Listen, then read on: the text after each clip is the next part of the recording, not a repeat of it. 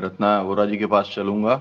गुजरात से जुड़ी हुई हैं, हाई कोर्ट के एडवोकेट हैं। इसके पहले एडवोकेट आराधना भार्गव जी अपनी बात कर रही थी, तो मैं आपसे जानना चाहूंगा, आपने ये चर्चा सुनी, इसके अंदर मुख्य बात इस चर्चा में निकल करके ये आई कि फ्रीडम मूवमेंट के जो कोर वैल्यूज थे उसके ऊपर नेताजी सुभाष चंद्र बोस या गांधी जी और जवाहरलाल नेहरू, इनका एक किस्म का एक अंडरस्टैंडिंग थी, कोर अंडरस्टैंडिंग थी, वो लगभग एक ही थी। और हम लोगों ने तो सिंबॉलिकली 3 नाम लिए हैं, लेकिन इसमें फिर हम आचार्य नरेंद्र देव जी का नाम लें, डॉक्टर राम मनोहर लोहिया का नाम लें, जयप्रकाश नारायण जी का नाम लें, यूसुफ मेहर अली का नाम लें, या कमला देवी चट्टोपाध्याय जी का नाम लें, अरुणा आसिफ अली का नाम लें।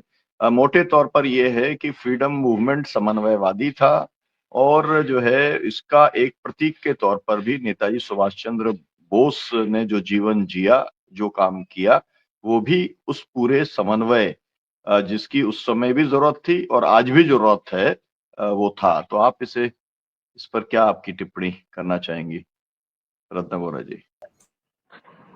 सबसे पहले तो जी मैं ये बोलें। कहना चाहूंगी कि नेताजी सुभाष चंद्र बोस एक महान फ्रीडम फाइटर थे और उनका किसी भी तरीके से हम कहीं पे भी कम नहीं आंक सकते हैं। उन्होंने की जो लड़ाई की जो मतलब भारत देश को आजाद करने की जो लड़ाई थी, उसका अपना नजरिया अलग था, उनकी विचारधारा अलग थी, उनका जज्बात अलग थे। परंतु किसी भी तौर से वह महात्मा गांधी जी का हो या फिर जवाहरलाल नेहरू जी का हो, सरदार पटेल का हो, मौलाना अब्दुल कलाम आजाद का हो, तो इन्हीं सब जो उस समय के फ्रीडम फाइटर थे, उनसे कहीं भी वो अलग नहीं थे, कमतर नहीं थे। और जबकि उनका सबका अपना आपस में बहुत ही अच्छा सही तारतम्य था, बस रास्ता अलग था। जैसे कहते हैं ना कि एक मंजिल पे जाने के लिए किसी ने 2 अलग अलग रास्ते पार किए हो, वैसी ही बात नेताजी सुभाष चंद्र बोस जी की थी।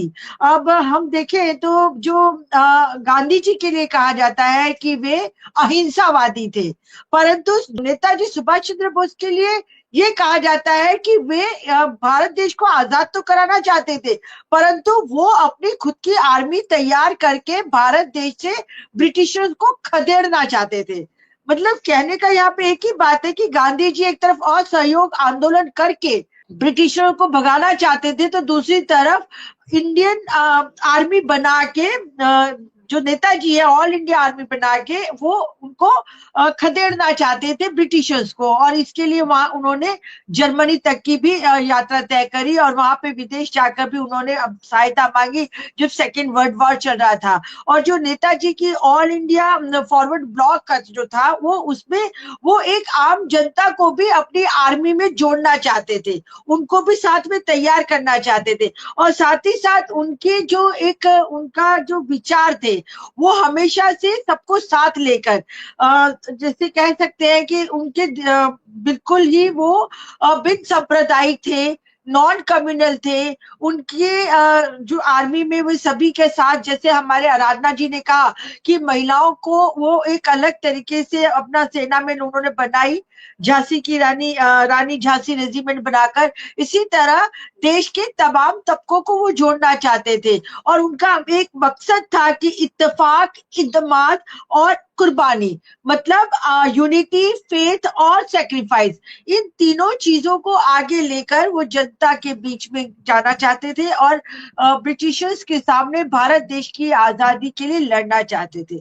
जो आज के परिप्रेक्ष्य में अगर सुनीलम जी मैं आपसे बात करूं और दर्शकों से बात करूं, तो आज के परिप्रेक्ष्य में हम क्या देखते हैं, ये जो आरएसएस और विश्व हिंदू परिषद, बजरंग दल और बीजेपी के जैसे जो राइटिस्ट विंग है, उनकी जो व्हाट्सएप यूनिवर्सिटीज है, वो व्हाट्सएप यूनिवर्सिटी ये दिखाने की कोशिश करती है कि नेताजी और महात्मा गांधी जी के बीच में आपस में बिल्कुल तारतम्य नहीं थे और आपस में वो हमेशा संघर्ष में रहे और एक दूसरे के साथ दुश्मनी की तरह से देखते थे।